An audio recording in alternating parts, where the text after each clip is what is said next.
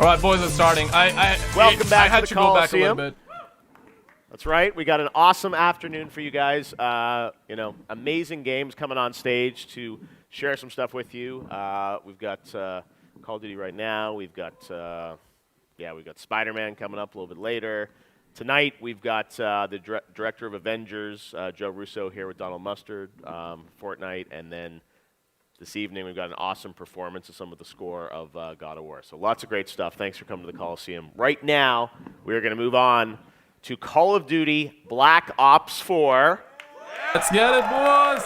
Yes, I see many people with their Black Ops hats, so clearly you guys have probably already been to the booth, played it. We're going to talk about something that's not at the booth. We're going to talk about zombies. I hope that's okay with you guys. So let's bring out the guys from Treyarch to talk about all things zombies. Come on out. Dude, gameplay reveal, please. Pop up, please. Hey guys. Jason! Here's the man. Quality. Adam! Hey guys. And Brian. Jason, Adam, Brian, great to have you guys with us here. Now, zombies, I was telling Jason backstage, I was talking to Mark Lamia from Treyarch a few weeks ago. We were having dinner, and I was saying it was 10 years ago on my old Spike show that we revealed that there's this crazy idea of zombies in Call of Duty and World at War. Yep. And it was, it was right at launch. You guys had sort of not really shared anything about it. I don't think anyone knew kind of quite what to make of it. And here we are a decade later. Yep. And people don't just appreciate it. They absolutely love what you guys do with zombies. It started as this Easter egg in World at War. Yep. I'd be curious to hear the history, and I know a lot of you guys have been, involved in it since the beginning. Where did this come from? Because, at the time, Call of Duty was very much, rooted in reality, and, following the franchise from when it started, it was, very real. And it was cinematic at times, but, sure.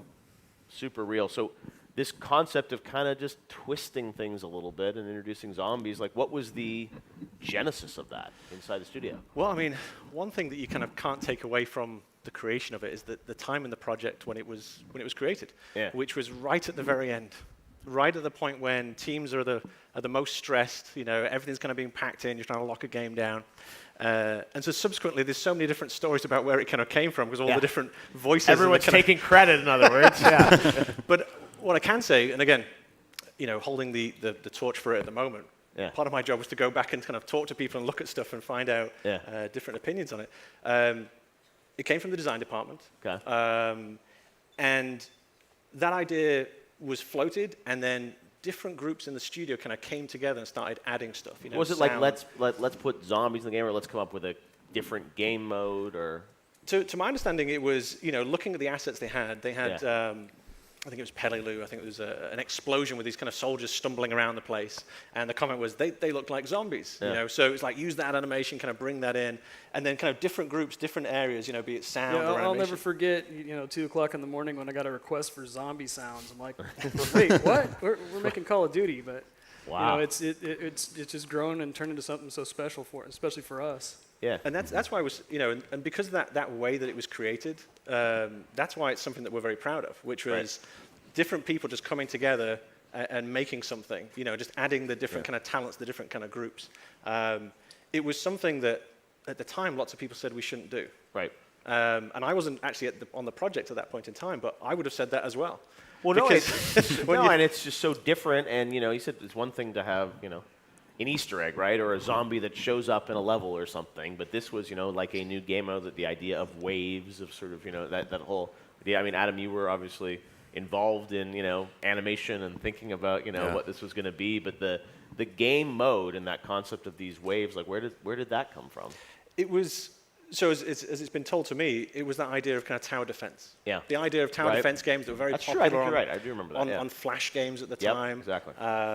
Desktop tower defense. And that's where, being able to kind of jump in there and then use 3D assets and a first-person experience for tower defense was very novel. Yeah. And, the big kind of love of zombies hadn't really caught steam. So we were one of the first to be there, doing the kind of zombie material.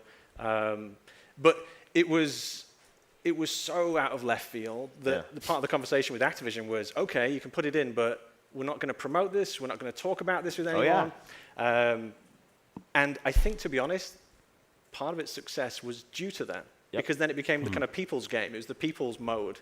Rather than if we'd promoted it and marketed it. I remember it because we were doing an episode of TV show, and I think it was like the week before launch or something, and then we just sort of hinted at this other thing, and I think everyone online was like, what are they talking about? Because you're right, it was pretty hidden. Like, how, was it close to not happening? Absolutely. I mean, it was, yeah. We had to put it in front of certain Activision executives. Yeah. And it was unnamed done Activision. It was done in a kind of closed room. I mean, I've told this story before, but it's put in this kind of closed room where we'd bring an executive in and say, okay, play this, and then, we don't need to do this, you can walk away. Right. And then we'd get emails back that would say, I got to round 20. Right. I got to round 25. So these executives were like getting so competitive about it. Yeah. That's when we kind of knew that we had to kind of put it in. But it was, again, just to kind of go back, it was the fact that everyone in the studio started giving more and more time on top of the job they were already doing, adding things in from the different disciplines to make this thing come to life. I remember being around the studio, and they said there was this energy, I think, that everyone was playing. I mean, Adam, you've been on this project for a long time over the years. Yeah. Was there... I mean, I assume it created an energy that was just so different. And again, this was Call of Duty, after many years of making, amazing games. But, it's like, which war do you depict next? How do you sort of, and it was a freshness, I guess, right? Absolutely. Even now, we have a lot of fun telling these new kinds of stories, new approach on telling stories. It's not your typical linear, here's a story, now go play. We like to set it up, show some things and not show other things, but it's how you experience the game, and you go in there and listen to the players talking, and the story unfolds that way. So it allowed us to kind of explore different ways of telling stories and developing characters and building worlds. Yep, absolutely. And from an audio perspective, I imagine, Brian, you've been such a key part of the franchise over all these years. But for you and your guys, I imagine it allows you to flex a completely different muscle. We started, Call of Duty is all about being as real as possible. So everything needs to be realistic and grounded. And every gun records sound. Everything, right? And then when the zombies thing happened, it was like, oh, this is new. This is something completely different. And creatively, just the mindset you have to even work on it is completely different. And so it was really refreshing, and it completely energized my entire team. Yeah. Well, and as you said, it really is one where you can brainstorm, right? And I think, when you make a traditional Call of Duty, it's kind of like, all right, here's our period and our setting, and, there's within limits you can sort of do things. Where Zombies, I imagine you sort of have a blank slate in terms of where you're going to do, what it's going to be every year. And, sometimes I know it'll tie to the sort of fiction or time period of some of the games. Other times it's just... completely divorced. Well, when it was first created, the characters didn't have any voices. Yeah. They were, and so the community kind of took it upon themselves to find the story in it, even though there was very kind of bare bones of what was there. They would start writing the story, and then it was only a little bit later that the audio department primarily started writing as well, writing the kind of narrative of what was kind of going on. Yeah, I mean, really early on, we didn't have any characters speaking at all in Nocturne Toten, and then we tried to. Have some first-person voice in Verrect, where we had kind of a bland set of characters. But the problem was it was hard to tell who was who, and it was because there were very similar actors reading a very similar script. So one of the guys at some point said, hey, if we make characters, I'll be able to tell who's who better. And that's where the original characters from Shi No Numa came from. Yeah, because, you said the mode has definitely evolved. We'll get to Black Ops 4, but it's just sort of like... I don't know how you guys come up with this stuff. You've gotten even more sort of, brainstorming in terms of where these things have gone. But tell us about, the evolution, because, still those waves of zombies, that's part of it. But then, the idea of, you said, introducing, characters, time periods. I mean, when you track sort of the past decade of zombies, are there certain moments to you that feel like there sort of were, big gates of progress? Absolutely. Oh, yeah. You had that fundamental core, which was fantastic because, I came on a little bit later on. I came on DLC 3, which was Derice in World at War. Yeah. And I think I've said this in the past, which was, he said, how did you feel about that? I was like, I was crapping myself. It was the scariest thing I'd ever had in my professional career, which was to be given something that was so beloved by so many, and then say, okay, now make something new. And there's always that pressure to be respectful of the thing that came before and the success of it, but then also not to rest on your laurels and to go further. Zombies very much has a rock and roll anti-authority streak straight through it. You know, when you hear the kind of origin of this mode, it's been, you know, our purpose is to kind of keep that vibe alive. Yeah. And so that means kind of pushing things, testing things, taking that idea that comes at the last second and running with it. And I feel very passionate about that's how we keep zombies fresh and how we keep it new.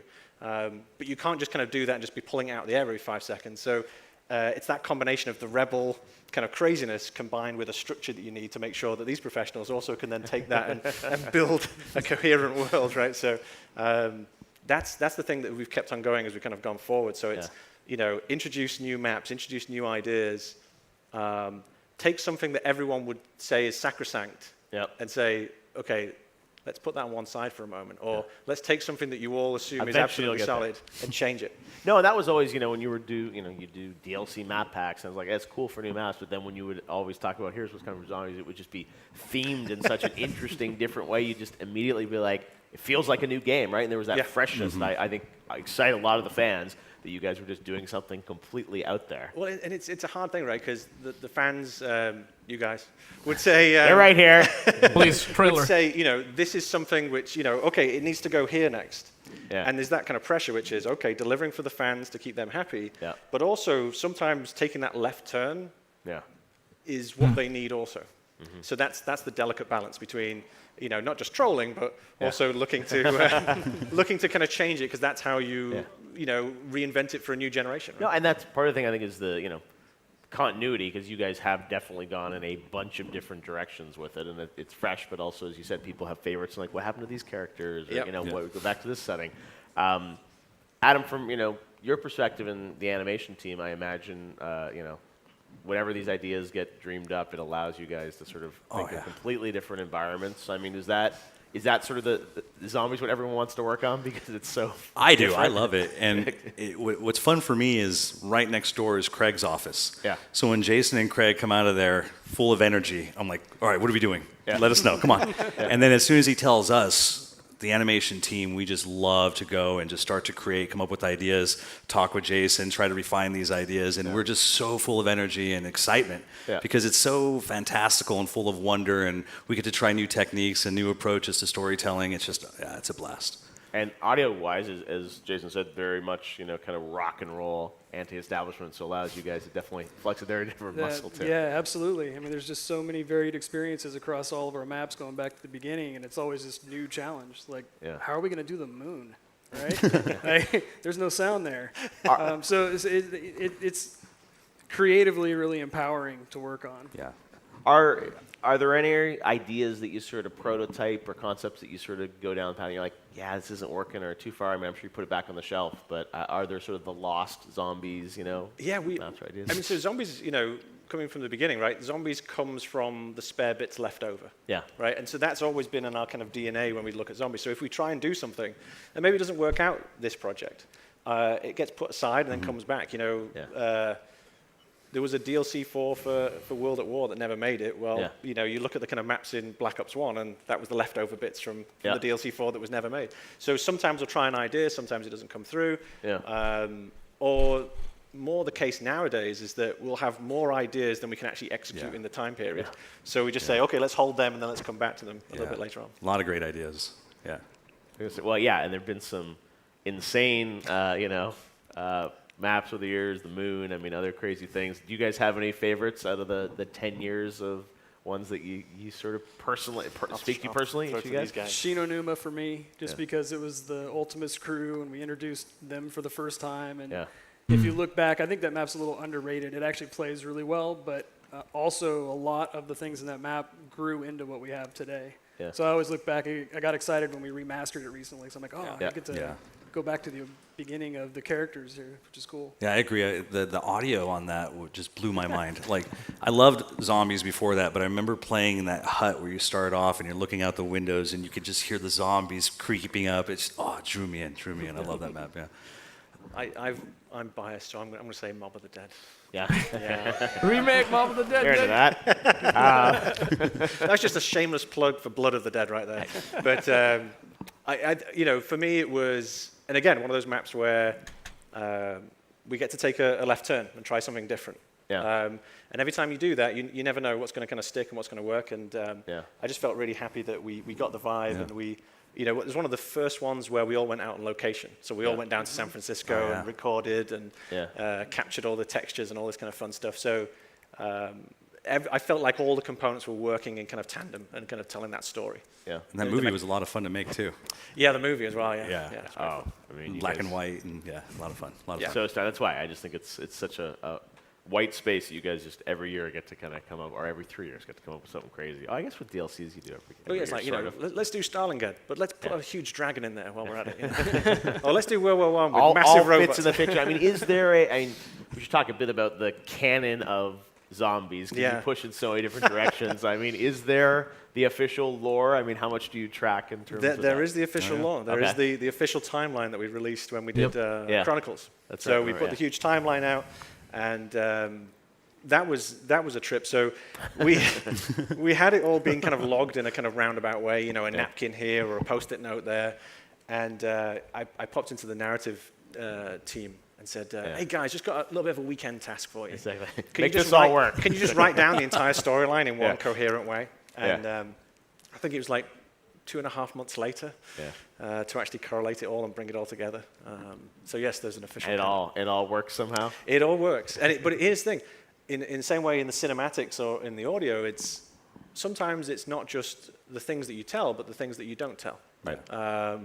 And that's just as much of an active choice, So sometimes it's the negative space in the picture rather than the detail. You'll go fill in at some point. You've also had some really great celeb cameos over the years. That's one of sort of my favorite moments, or some of the talent that comes in. Again, Black Ops has had some great talent in the main game, but Zombies you have as well. Any favorites? Bless you. Thank you. My one, I'm going to go with Jeff Goldblum.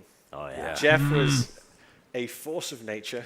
So normally when you do VO recording, someone kind of goes in the booth, you're sitting out there with your audio director, and they'll read the line, and then they'll do it 3 times, then you say, I'll take the B take, or I'll take the A take. Yeah. Jeff came in, and we just let it run. Because he would, he'd just kind of warm in and he'd be like, yes, well, yes, the shield is quicker than the eye. And just kind of do it like a couple of times, right? And he would just go there, and then he would read the next person's lines as well. Yeah. Well, what has my wife done? Just start That's going what needs to be released. Yeah, and it was so good that we just couldn't call takes. Yeah. So he was absolutely amazing. Yeah. And I'm sure from animation cinematics perspective, it's fun because often you've had the characters look like those actual talents, right? Yeah. Any fun stories for you, Adam? Well, one of the first celebrity ones that we did was with Michael Rooker. That's right. On Call of the Dead, and that was a lot of fun. The energy he brought there was just infectious. He took it all seriously. He brought his A performance every single time. There was times we had to be like, whoa, they're not real, but he would go in there and have this energy of like, come here, I'm going to get, it was so much fun to work with that guy. Yeah, that's awesome. Brian? I mean, my favorite's Rooker also. He was amazing. But, the celebrity maps just kind of gave us all yet another break on this narrative thing we were on. Yeah. So, I actually love all those maps for completely different reasons. Yeah, that's a good point, yeah. Now, one thing we haven't talked about, which we absolutely should, is the community that has built around Zombies. And, the Easter eggs. I mean, it's fascinating. I remember years ago on YouTube, I'd be watching, Noah J or something. It's like all these people watching his stream months after the game has come out as he's searching for something. And it's been so much fun. Tell us a bit about the Zombies community, many of which are probably here today at E3. They are so passionate about this mode. And tell me sort of about the evolution of that, and I think the fun sort of relationship that Treyarch has with the community. Yeah, well, I would say that their passion is what inspires us to do the best work of our career. Absolutely. It's the fact that they're so into it that drives us. It sounds cliched, but it truly is, because we feel this expectation. When we see that kind of passion, we see that level of engagement. It's like, okay, how do we go further? How do we make them something they're not expecting? And those early days, a lot of those fan theories and a lot of that conversation is what got folded straight back into the storyline, right? Absolutely. I mean, the very first Easter egg was a hidden song written by Kevin Sherwood, who works for Treyarch. And we hid it in Verruct because we made it, and it was like, oh, this is actually a pretty cool song. What can we use it for? Well, let's just put it as an Easter egg in Verruct and see how long it takes people to find it. And it was like an hour. But that was really inspiring. It's like, oh, people are into that. They should hide more stuff. And so it's kind of how, that's why we even call the quest line Easter eggs still, even though it's no longer really an Easter egg. Yeah. But yeah, it's really cool watching the community discuss all these things. And early on, websites are springing up, and now there's YouTubers everywhere. It's just amazing to be a part of. Yeah. We've learned not to say this one will take ages, because every time we say anything like that or indicate that this is a big one, they've got it in 24 hours. But I mean, tell me about that sort of the gamesmanship of you guys, creating things, and there's definitely, I think, there's a relationship with that community of sort of like, I mean, how does that work brainstorming, like, especially Easter eggs? I mean, it's stuff that, again, the hunt is part of the fun. Well, I try, I'll think about it in different levels or different strata to think about, here's the easy ones that you can kind of just easily get. Then here's ones that, they're probably going to have to work in a team to going to get. And then here's ones that are nigh on impossible. They're not going to get these, which they then do. Yes. But by thinking about it in kind of different ways means that different levels of people, their engagement, there's always something else. There's always another depth them to kind of discover. But over the years, it's got more and more complicated. I started off with a computer science background and programming, so I was like, I'll do the ciphers, I'll do this. They've already exhausted me now. I've got nothing left now. That's all the trickiness over now. So everything's just going to be straightforward. Press X to. That's why some people will play to find those. Other people will watch someone else play to find them, and it's that's what's fun. Are there any Easter eggs that have not been found? Absolutely. AGX cipher. Yeah. Your task is at hand. Yeah. Can you tell us which game? Mob. No. Come on. He won't say, man. Here's the thing. So there's a whole bunch that haven't been found, and there's a bunch that they haven't got through it yet. But but when we get into the end, so I try to have a careful relationship with the community, which is close enough but not too close. Okay. Because if you get too close, then you're just following what they're asking for. Yes. But you want to be aware. You don't want to be deaf to it. So trying to be, questions that get asked and say, okay, which one? Where's the Easter eggs you haven't found? I like to be a little bit more separated, and then I'll have people on the team tell me, like, they haven't found that one yet. I'm like, okay, excellent, okay. But I'm just curious, like, are there dozens of things out there still, or what's? On the different ones, there's, as little as kind of like a handful up to a couple of handfuls. So vague. So Trailer, handful. please. So 5, at least 5. I didn't say how amputated the hand was. But, 5 remake, bro. 5 remake. Hold on. But it's part of my stick now is to give nondescript answers to questions. No, look, but that's part of the fun, I guess. Yeah. And now, when you go into something like Black Ops 4, how the Easter eggs, how big of a conversation is it about? I said how convoluted ARG-like these things are going to be. It's a combination, right? So we'll engage with different departments, different groups, and talk about where we're hiding things. Especially now that we're telling a new story. We've got a brand new story now in Black Ops 4. Mm-hmm. When we get into the end of the previous story, we were putting more things in ciphers, making it a lot harder because each one could give so much gold, even a small amount. Yeah. But when you go to a new story, then it's almost like a rewinding the mentality back to the beginning, where it's a bit more overt about the story because you want to get people vested and into what's going on, all this kind of stuff. So the mentality has changed as well. Yeah. Well, something like a Blood of the Dead, so forth. You can go a little bit more hardcore because there's fans who will be really wanting to know the smallest little bit. So kind of combining it and talking about different techniques, whether it be in an animation or be it a sound Easter egg. And sound, being there from the very beginning, has a very special place in my heart. The kind of sound Easter eggs or the audio ones because that's where they first came from. Those ideas of those recordings, hidden that you press X on something that we wouldn't tell you, and then some audio log would play. Going into the new story, I like the idea that we kind of roll back to that mentality again. Yeah, no, it's amazing what you guys have built over the years. Black Ops 4, let's talk a bit about that. Because the big reveal on May 17th, you definitely revealed a lot earlier than I think you ever have, right? Yes. On Zombies. It was a massive reveal of all the modes of Black Ops 4. But tell me, the team approaching this, 3-year dev cycle. When you start out, on this new cycle a couple years ago on Black Ops 4 Zombies, what was the original vision? What did you guys want to accomplish with this game?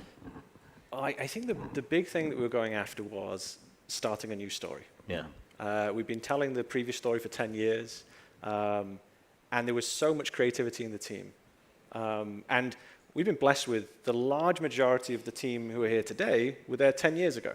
Yeah. When we did Chronicles, for example, most of the people who made those maps were making them again for the remaster. And that's why, when Brian's talking about, the joy of going back for the sound, the designers were doing that as well, kind of going back and scripting stuff as well. So the idea is building up, and you're like, okay, could we jam this into the other storyline? Sure, we could. Yeah. But we kind of know where we want to go with that. And so very early on, it was like, let's not keep jamming stuff into a storyline where we know how we want to finish it and where we want to bring it to. Yeah. Let's start this new story. But then that's all scary, because now you're starting something that the audience doesn't know, you're going to reveal for the first time. But that fear and that excitement is what drives the team. That's what made Zombies in the first place so exciting. It was this feeling of, who knows? So taking all the things that the community had taught us and being able to start a new story with new mechanics and new ideas, that's what's driving us. That's what's keeping it exciting. That's what's keeping it fresh. Yeah. And that's what's kind of keeping the team alive and excited. So on like a 3-year dev cycle like this, the Zombies always sort of have a similar cadence in terms of when you come up with the idea and execute it. I mean, you're obviously doing a lot here, so that is.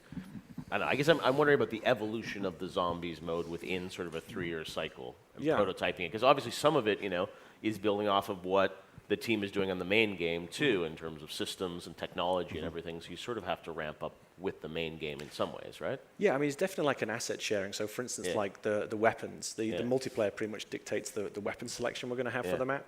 And then we'll highlight a handful of them and say, these are the special weapons, or these are the wonder weapons, or whatever that's going to be.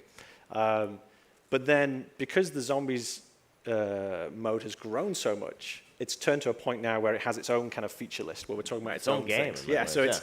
Before it was just like, hey, what bits do you have left over? Can we borrow some? And now it's kind of like, we want this. There you go.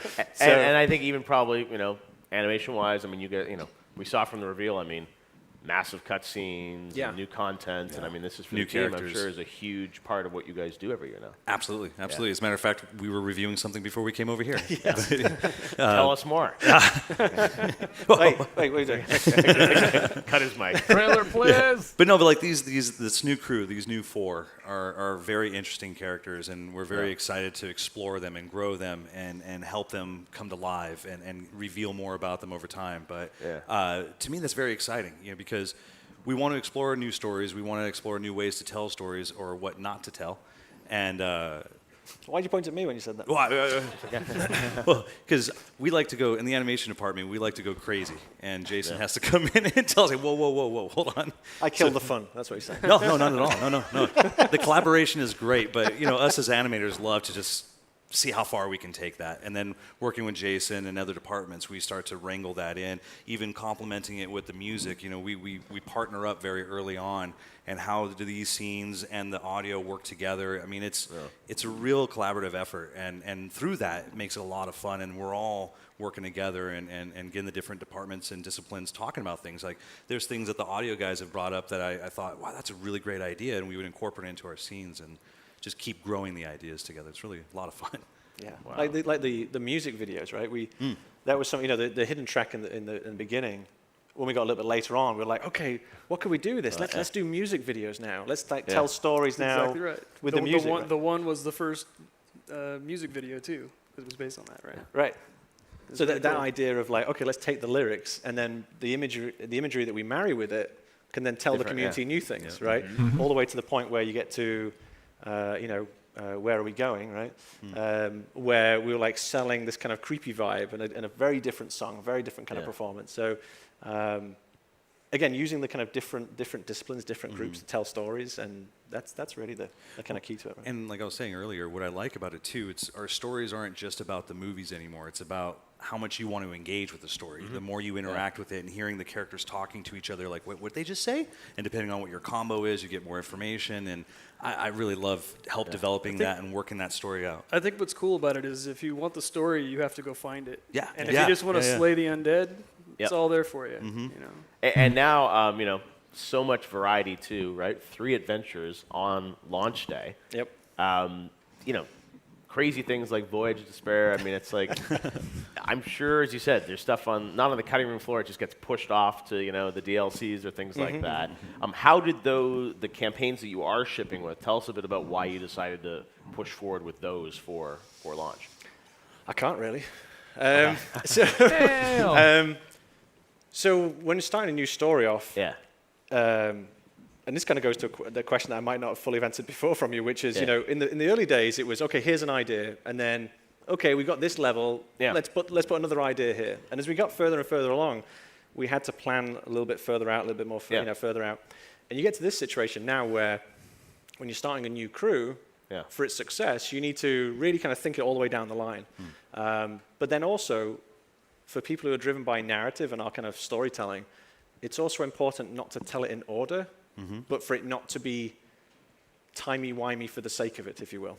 So Voyage and 9 Got something incoming, right? are 2 I'm seeing Twitter. points in the storyline that will be told.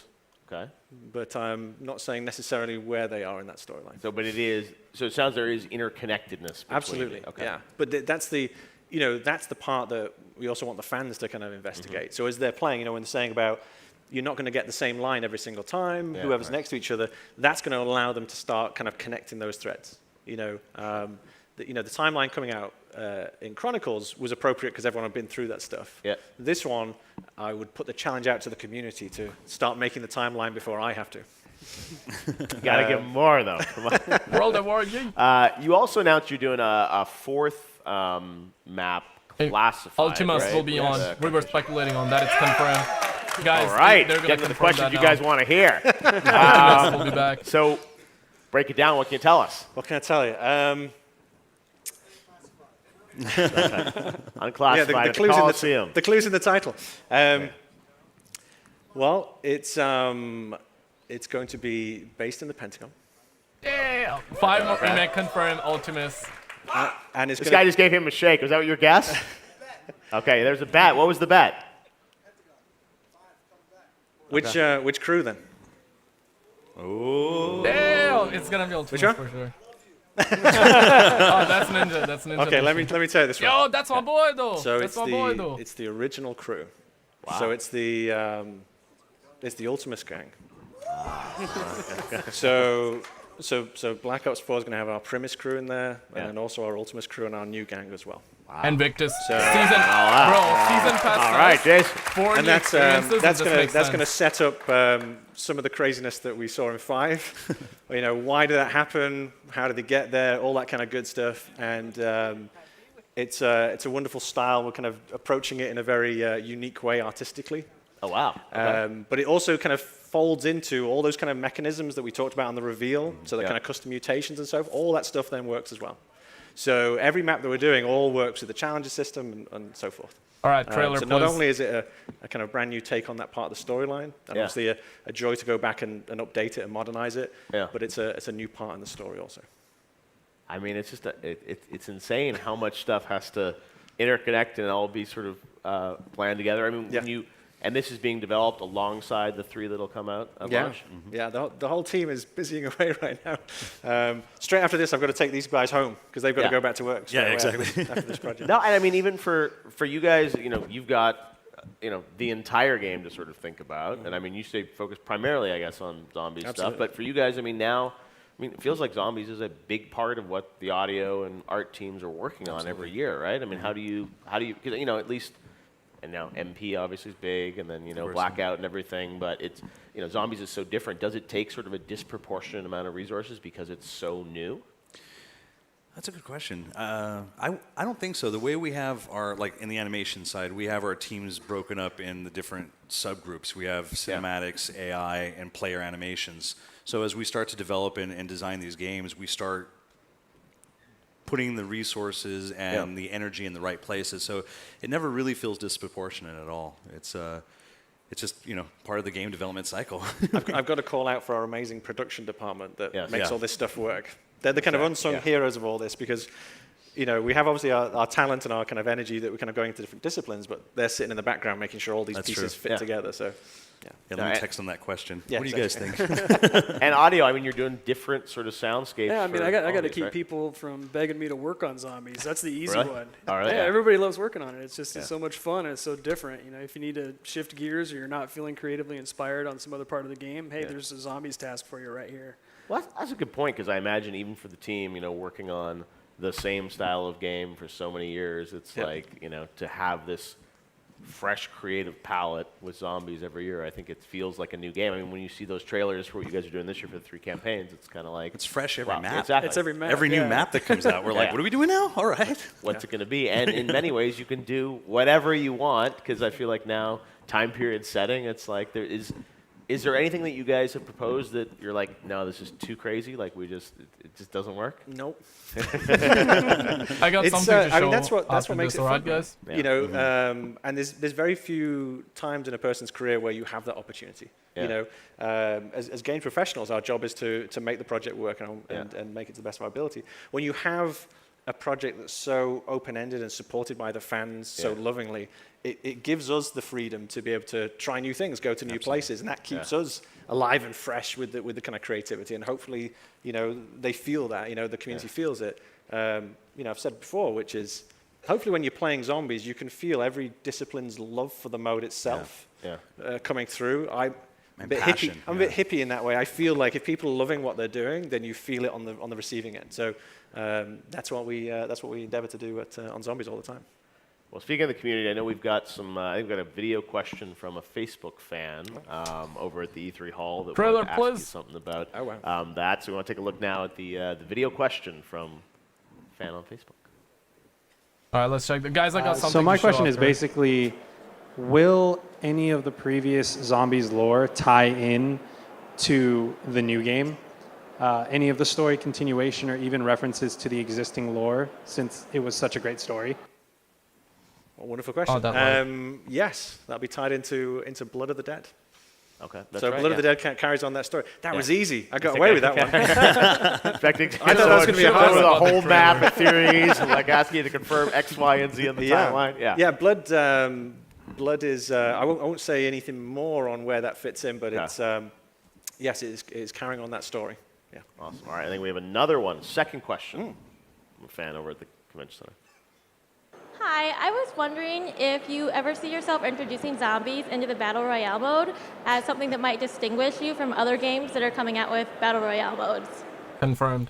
All right, get some Blackout scoop. Here we go. Don't tell Vaughn. Oof. I would. I'm going to use my catch-all answer, which is never say never. Yes. Confirmed. I mean, Vaughn, when they revealed Black, I mean, he was sort of saying pretty much everything in the world of Black Ops somehow will factor into. Well, yeah, this I mean, the somehow, kind of, obviously our characters, and we showed that on our reveal. Yeah. Locations may also make an appearance there. So there's already kind of a certain level of it, but who knows how that goes, right? Are you? I mean, how involved are you in sort of? I mean, Blackout, like obviously you got a lot to do, but that's something that... We're actually staying focused all on our dedicated zombie side. We have dedicated teams for each one of these things. So the maps we're doing for launch, which obviously there's 4 maps there, plus a DLC season coming down the road, we got more than enough to focus on in that. There's a lot there. Yeah. Now, I'm sure, everyone's wondering when we're going to get more on this. It was cool, in May to get details on these campaigns earlier than ever before. Traditionally, I think you guys have held for kind of Comic-Con or summertime to sort of start to share about zombies or later. Yeah, forget what you know. What's There's my marketing line. Any teases you can sort of tell us about, when we'll hear more or the next sort of phase of information on zombies? So the next time we'll be talking, we'll be at Comic-Con. Okay. So we're going to go to Comic-Con, be chatting there. Yeah. But because we knew you were going to come along today and have the chat with you, there's a couple extra little things that I thought I'd talk about. You guys into that? Pays to stick around until the end of the panel. Trailer, please. So we talked about maps, and we mentioned that, and obviously introduced the new storyline. And we talked about, I think, custom mutations. We talked about that a little bit. I thought I'd mention a couple of new mechanics or twists on mechanics that the audience might find interesting. So for the first time, we're going to give a choice for your starting weapon. So you get to select your starting weapon before you start the map. Nice, nice. You'll also be able to select your own special equipment as well to kind of go into the map before you start. For everything. For everything. Wow. And then you'll also be able to select your special weapon, which you'll be able to upgrade and move through as you're kind of playing the game. And then as a final point, yes, you'll also be able to choose your what we're calling perk vapors, of which there'll be over 10 different kind of perk vapors, and you'll be able to assign them into the world. So rather than having your kind of perk machine that's just kind of static and staying there, now players will be able to kind of choose what combination of things and how to set it up into the map to change the way the map is played and what abilities and skills they can then have.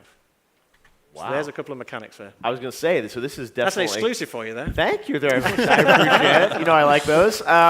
That's amazing. I mean, it feels like that's going to obviously, allow so much more customization. I mean, your loadout effectively when you're kind of... And that's the kind of thing, which is when we're talking about, the most deepest customizable game we've created, that's part of it, right? Taking all the things which are kind of static or predictable and then giving the players the choice.